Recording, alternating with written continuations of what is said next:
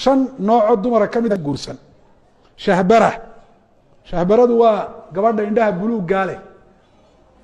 isla markaana afka xun ee cayda badan